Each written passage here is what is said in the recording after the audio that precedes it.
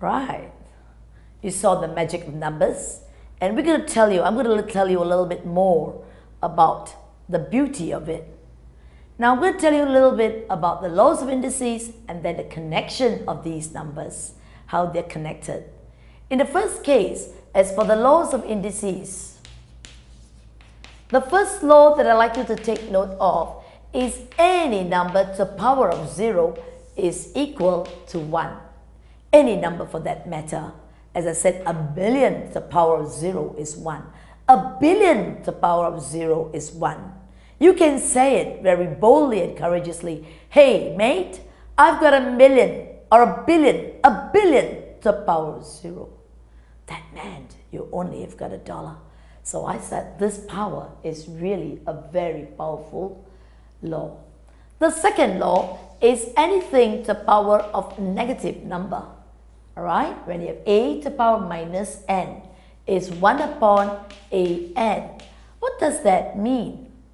It means that if you have 2 to the power of minus 3, it means 1 upon 2 cubed. 1 upon 2 cubed. A negative power means 1 upon 2 cubed. And it is 2 to the power of minus 3 is no way equal to minus 2 cubed. Please do not look at it this way and say 2, 2, a minus and a minus, a 3 and a 3. So why not they be equal? You can see they're not. 2 to the power minus 3 is still a positive number. It's 1 upon 2 cubed, which is 1 upon 8. 2 times 2 times 2. You get 1 upon 8 here. Whereas here, this is equal to minus 8. So they are never the same. So any number to power, a number to the power of a negative, alright, a negative indices, it is a positive number. Please do take note of that. The third one, if I have am times an, you add up the powers. You add up the powers. Now, what do we mean by this adding up the powers? If I have 2 to the power of 2 times 2 to the power of 3, I just add them up. 2 plus 3 is 5. 2 to the power of 5. We get that. If you don't believe, you know that 2 squared is 4. 2 to the power of 3 is 8. 4 times 8 is 32. And you know 2 to the power of 5 that we did earlier on is 32. 2 times 2, 4. 4 times 2, 8. 8 times 2 is 16. And 16 times 2 is 32. So do you see the logic? We tested by looking into the numbers and really working them out. So this is a very good law. But please do not be confused and say 2 squared plus 2 to the power of 3 and writing it this way as 2 plus 3. Oops, it's not right. Because this will be 2 squared is 4. 4 plus 8 is 12. And that's 32. 2 to the power of 5 is 32. So they're not equal. Please do not be confused about this. As for the fourth law, if you are doing a division, you take the up power minus the down power. The up minus the down. Let me elaborate this a little further. If I have 2 to the power of 5 over 2 to the power of 3,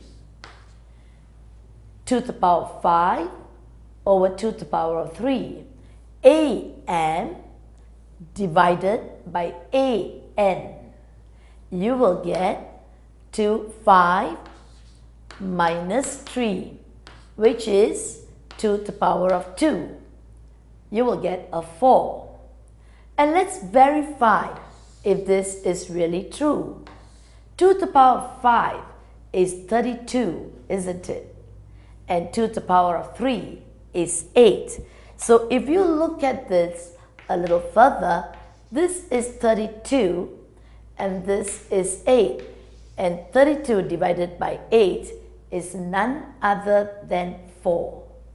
So this, you could do more of these things, explore it, and find for yourself the truth of it, right? So this is the fourth law. The fifth law, I call it the power law. An times n. Power. You're multiplying. And what you've got is a to the power of mn. What does that tell you? For example, if you have 2 squared and I put it as 3, power, 2 times 3, you get a 6. What does this really mean? It means 2 squared, 2 squared, 2 squared. This is repeated 3 times. 2 squared times 2 squared times 2 squared. So you add up 2 plus 2 plus 2. You get 2 to the power of 6. Why make maths difficult by breaking it down? What if I give you 3 to the power 2 and I put it 20? Are you going to write this 20 times? 3 squared times 3 squared times 3 squared. Oh, my hands can drop off. So what you do, the quick and fast way, power, yes, you got it right. 3 to the power of 40. Great. So this law in indices, when you have a power and a power above it, is just a matter of multiplying it. What happens if I have 3 to the power of 5 multiplied with a minus 3? No fears. It's just straight, you multiply them. If it's a plus multiplied with a negative, you get a negative. So you get a minus 15. What happens if 3 to the power of 8 multiplied by half? It's just a simple multiplication.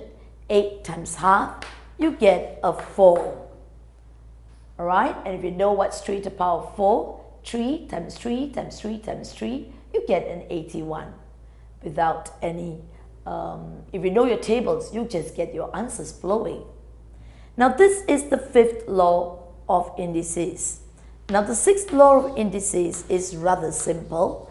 Am times Bn, they share the same power. And what you get is AB to the power of m. Let me write out the seventh law and put them together as I explained to you a little further.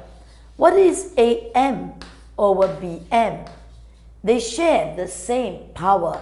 You could write it as A over B to the power of m. I would be coming up with some illustrations on this law, these last two laws.